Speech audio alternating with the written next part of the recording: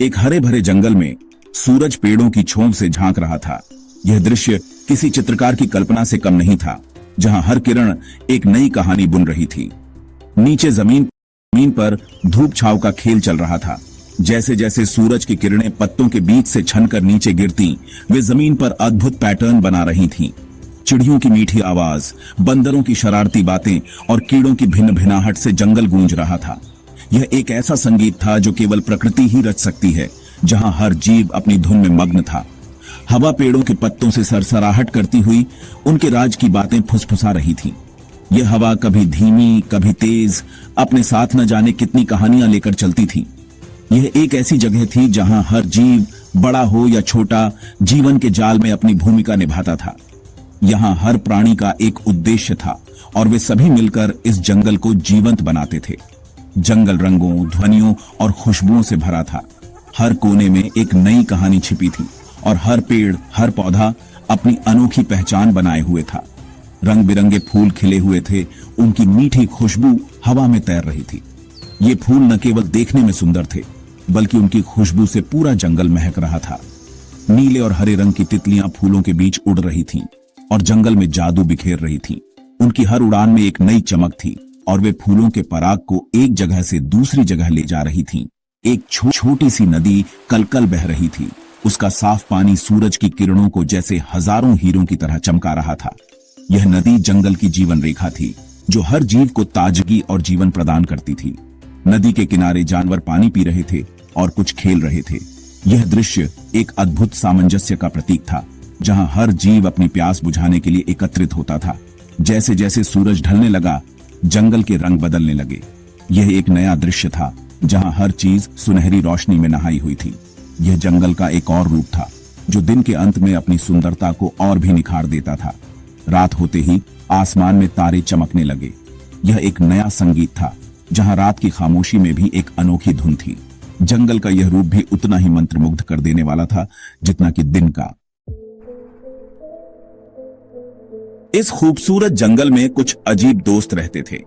यह जंगल हरे भरे पेड़ों और रंग बिरंगे फूलों से भरा हुआ था, जहां हर दिन एक नया रोमांच होता था। मिलो, एक शरारती बंदर जो हमेशा मस्ती करने को तैयार रहता था। उसकी हरकतें जंगल के सभी जानवरों को हंसाती थीं, लेकिन कभी कभी उसकी शरारतें परेशानी भी खड़ी कर देती थीं। माया, एक सुंदर हिरनी जो अपनी दयालुता और समझदारी के लिए जानी जाती थी। वह हमेशा दूसरों की मदद करने के लिए तैयार रहती थी और उसकी सलाह सभी जानवरों के लिए महत्वपूर्ण होती थी। और फिर था राजा, एक गुस्सैल पर दिल का अच्छा हाथी, जिसकी जोरदार हंसी पेड़ों में गूंजती थी। राजा का दिल बहुत बड़ा था और वह हमेशा अपने दोस्तों की मदद करने के लिए तैयार रहता था। एक धूप वाली दोपहर जंगल की शांति में एक अजीब घटना घटी। सूरज की किरणें पेड़ों के बीच से छनकर आ रही थीं और सभी जानवर अपने अपने काम में व्यस्त थे। राजा, जो अपने रसीले आम खाने का बेसब्री से इंतजार कर रहा था, अपने पसंदीदा आम के पेड़ पर पहुंचा तो उसे बिल्कुल खाली पाया। राजा को बहुत निराशा हुई और वह सोचने लगा कि आखिर आम कहां गए। एक भी सुनहरा आम पेड़ पर नहीं था। राजा ने तुरंत अपने दोस्तों को बुलाया और उन्हें इस अजीब घटना के बारे में बताया। सभी जानवर हैरान थे और उन्होंने मिलकर इस रहस्य को सुलझाने का फैसला किया। उलझन जल्द ही शक में बदल गई और जंगल में कानाफूसी शुरू हो गई। राजा के आम किसने चुराए होंगे? मिलो, अपनी शरारतों के लिए मशहूर सबसे बड़ा संदिग्ध था।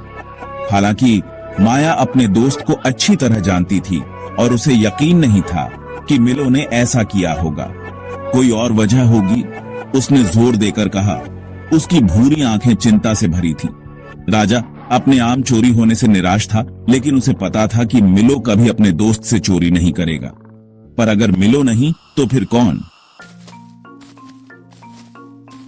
जवाब ढूंढने के लिए तीनों दोस्त जंगल के सबसे बुद्धिमान प्राणी एथेना बूढ़े उल्लू के पास गए। एथेना ने अपनी तेज नजर और उससे भी तेज दिमाग से धैर्यपूर्वक उनकी बात सुनी। उसकी नजर उनकी बातों के आर पार देखने लगी और उसकी चोंच पर एक मुस्कान आ गई। डरो मत मेरे नन्हे दोस्तों, उसने धीरे से कहा। हर रहस्य का हल होता है। हमें बस सुराग ढूंढने और अपनी बुद्धि का इस्तेमाल करने की जरूरत है। एथेना की बुद्धिमानी से निर्देशित होकर दोस्तों ने अपनी जांच शुरू की। एथेना ने उन्हें बताया कि जंगल में कुछ अजीब हो रहा है और उन्हें इसे सुलझाना होगा। उन्होंने पैरों के निशान, टूटी हुई शाखाएं या कोई और निशान ढूंढा जो उन्हें चोर तक ले जा सके। हर कदम पर वे और भी सतर्क हो गए, क्योंकि उन्हें पता था कि चोर चालाक हो सकता है। मिलो अपनी फुर्ती का इस्तेमाल करते हुए पेड़ से पेड़ पर झूलता रहा। उसकी तेज आंखें जमीन पर नजर दौड़ा रही थीं।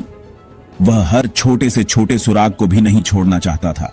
माया अपनी तेज इंद्रियों से किसी भी असामान्य गंध के लिए हवा को सूंघ रही थी। उसकी नाक इतनी तेज थी कि वह दूर से ही किसी भी अजीब गंध को पहचान सकती थी। और राजा अपने विशाल आकार का उपयोग करके रास्ते से रुकावटें हटा रहा था। उसकी ताकत ने उन्हें आगे बढ़ने में मदद की, चाहे रास्ते में कितनी भी बाधाएं क्यों ना हो। सच्चाई का पता लगाने के उनके दृढ़ संकल्प ने उनके बंधन को मजबूत किया। वे जानते थे कि एकजुट होकर ही वे इस रहस्य को सुलझा सकते हैं। उनके बीच की दोस्ती और भी गहरी हो गई और उन्होंने एक दूसरे पर और भी अधिक भरोसा करना शुरू कर दिया। इस यात्रा ने उन्हें सिखाया कि सच्चे दोस्त वही होते हैं जो हर मुश्किल घड़ी में साथ खड़े रहते हैं। जैसे ही सूरज ढलने लगा, जंगल में लंबी परछाइयां पड़ने लगी तो उन्हें एक अजीब नजारा दिखा। रंग बिरंगे तोतों का एक झुंड आम खा रहा था।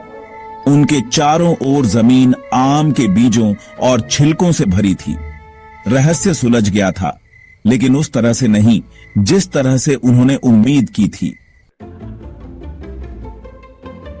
दोस्तों के ऊपर से राहत की लहर दौड़ गई।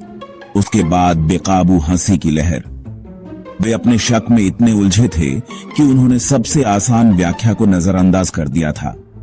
तोते उनकी हंसी से चौंक कर आश्चर्य से ऊपर देखने लगे। उनकी चोंच अभी भी आम के रस से सनी हुई थी। अच्छा दोस्तों, राजा ने हंसते हुए कहा। उसकी हंसी से पेड़ हिल गए। लगता है आज हमने एक जरूरी सबक सीखा। जल्दी किसी पर इल्जाम मत लगाओ।